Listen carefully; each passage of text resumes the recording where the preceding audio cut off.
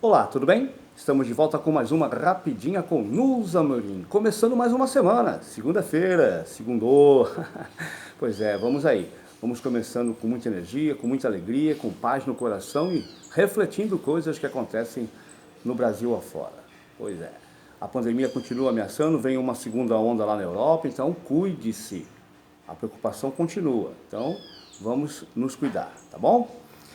Gente, ontem eu falei sobre a questão da promiscuidade entre os poderes constituídos do nosso país, o poder executivo e o legislativo.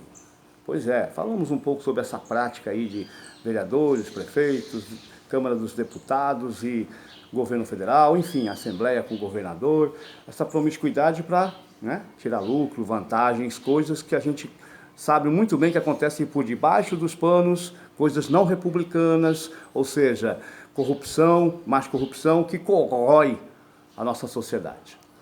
Mas tem um terceiro poder, que seria o poder que iria fazer com que esses dois outros poderes se mantenham dentro da lei, dentro da justiça, com a ética, a moral acima de tudo, que é o poder judiciário. O poder judiciário, que é formado exatamente pelos fóruns dos municípios, os juízes, né? A promotoria, que também investiga, é a mão da população, do povo, para poder. O Ministério Público defende os interesses do povo. Qualquer crime, qualquer injustiça que seja cometida, está lá o Ministério Público. Faz parte do sistema judiciário. Também os juízes do fórum, os tribunais de justiça, em âmbito estadual, todos os estados têm seus tribunais de justiça com seus desembargadores. E na última instância, em Brasília, nós temos o STF e o Supremo Tribunal Federal também. Então, são o Superior Tribunal e o Supremo Tribunal. São as instâncias maiores que julgam qualquer que seja a situação que aconteça no Brasil. E aí, atualmente, o Supremo Tribunal Federal tem agido, assim, tem tomado algumas ações que a gente fica em dúvida. Como?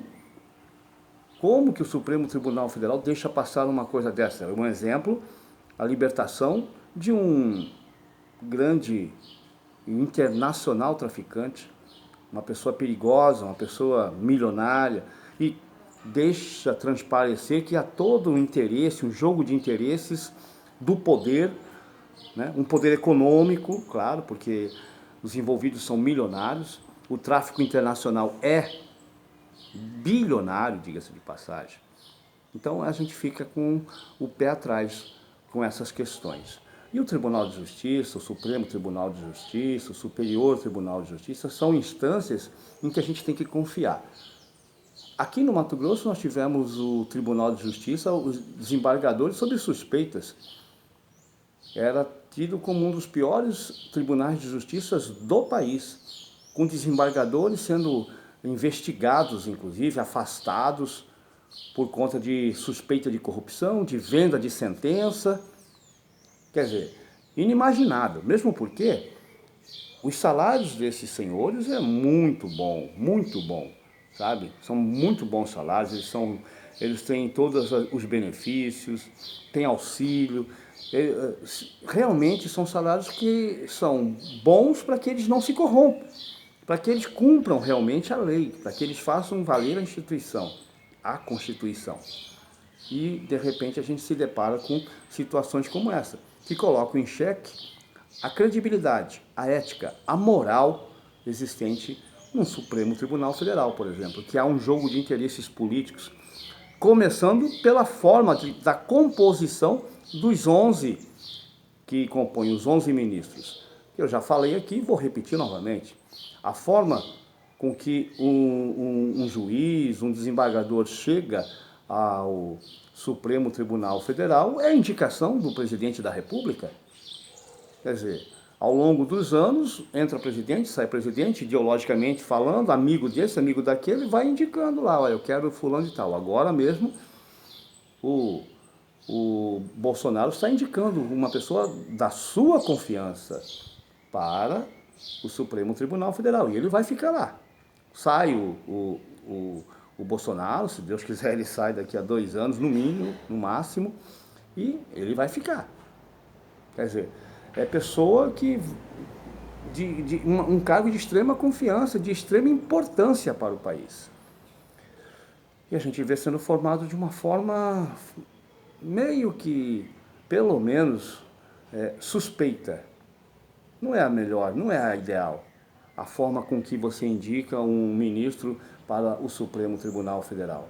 E outros cargos, como tribunais de conta, como o próprio Ministério Público, a instância maior, foi indicada pelo Bolsonaro também, esse Augusto Aras, que lá está, comandando o Ministério Público do país.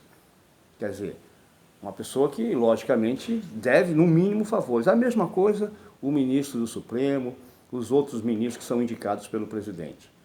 E assim vai. Então a gente tem que rever essa situação.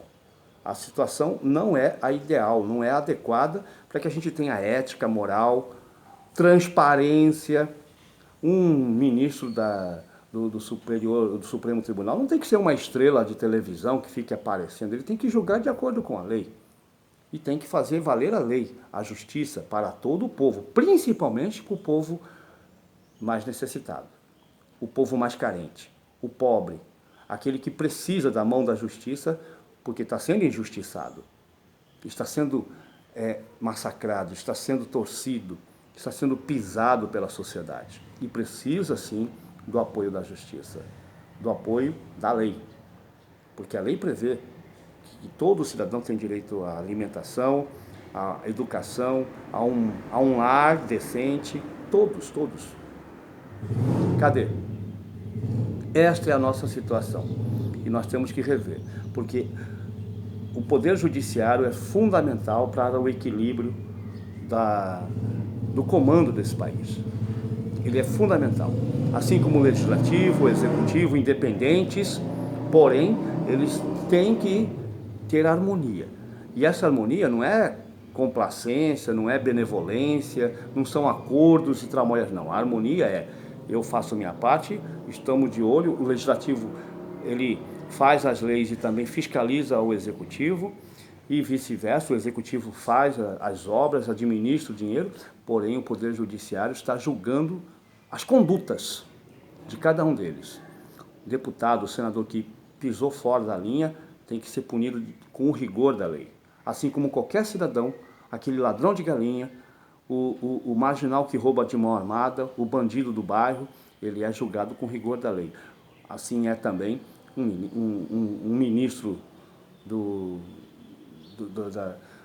governo, o próprio presidente, o governador, o prefeito, o vereador, o senador da República, todos não podem estar acima da lei. A lei é uma, daquilo que a gente sempre fala, pau que bate em Chico, também tem que bater em Francisco, igualzinho.